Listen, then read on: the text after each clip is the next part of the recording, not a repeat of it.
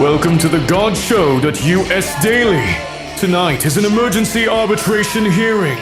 One city, one departure, one person asking if the whole thing counts against them. I've read this question 3 times, and I need to flag. I'm not compensated for what this implies. My contract says announce the match. This is not a match. This is a reckoning. 15 wisdom traditions have been subpoenaed. The asker is on the stand. This announcer is underpaid. Will the question please approach?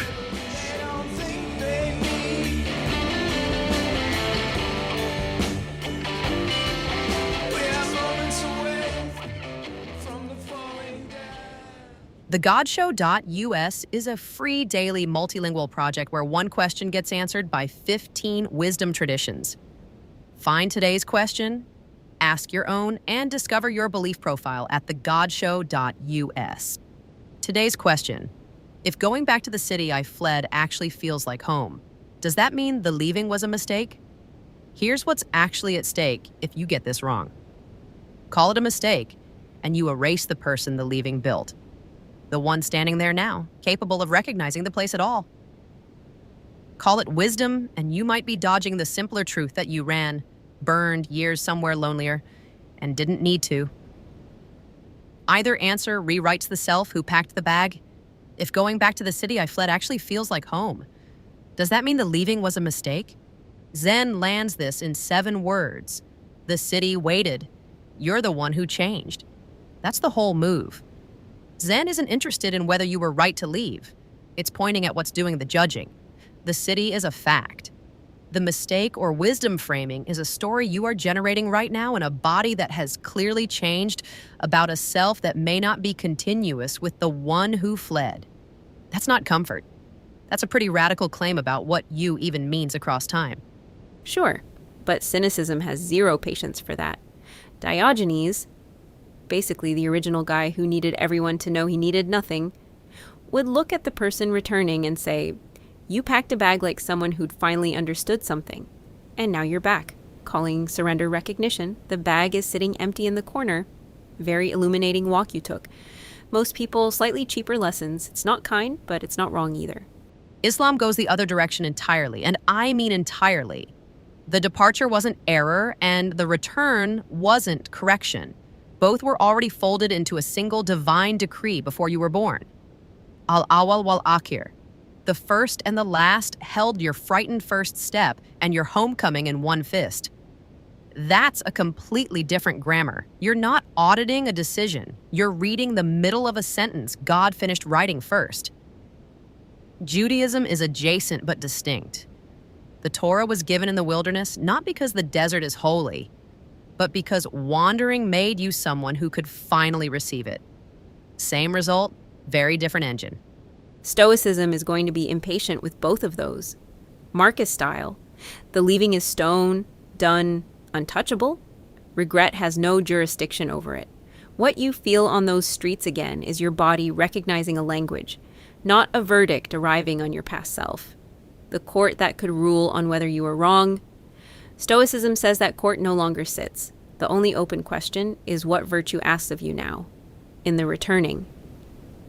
Which, I'll be honest, is a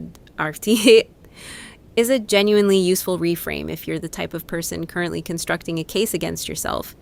Then there's Sufism, which I want to spend a second on because it takes the whole question and flips the axis. It says you've been answering wrong, not the wrong answer, the wrong question entirely. You keep asking about direction. Did I go the right way? Did I come back the right way? Sufism says the question is about what the distance carved into you. The reed doesn't mourn the cut from the reed bed. The cut is the mouth. The going made you someone who could return and finally recognize what you're standing inside. And absurdism, weirdly, lands nearby. The leaving was the home. You just didn't know it because you were busy surviving it. Both awake, different coats, same cold hallway. The traditions that usually agree on nothing are sharing a coat rack. The pop culture oracle went full Dickens on this one. Ghost of Christmas Past, taking Scrooge back, not to humiliate him, but so he could receive the evidence that he had genuinely loved things before the ledger ate everything. If you've seen A Christmas Carol, you know the scene. The old schoolroom, the young Scrooge's face going soft with grief he forgot he'd buried.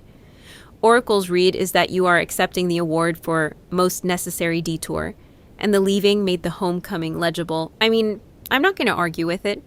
Dickens earns his keep. The tradition that cuts deepest today is Sufisms. The reed does not mourn the cut is the mouth.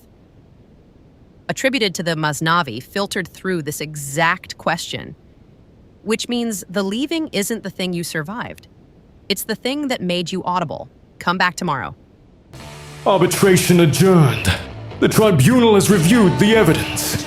One empty bag, one familiar street corner, 15 wisdom traditions, and a ledger that Stoicism ruled inadmissible.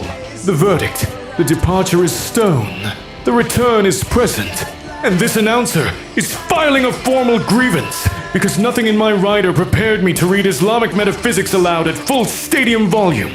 I want hazard pay. I want a clause. I want someone to call my agent. The GodShow.us would like to thank our sponsor, Typeset.us.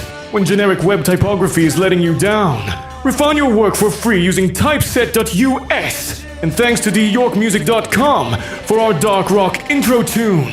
If this show is part of your own necessary detour, keep it going. Subscribe, share it with someone who also left somewhere once, and find the full multilingual question of the day at thegodshow.us. The bag is lighter than it looked. See you tomorrow for our take on the God Show's question of the day.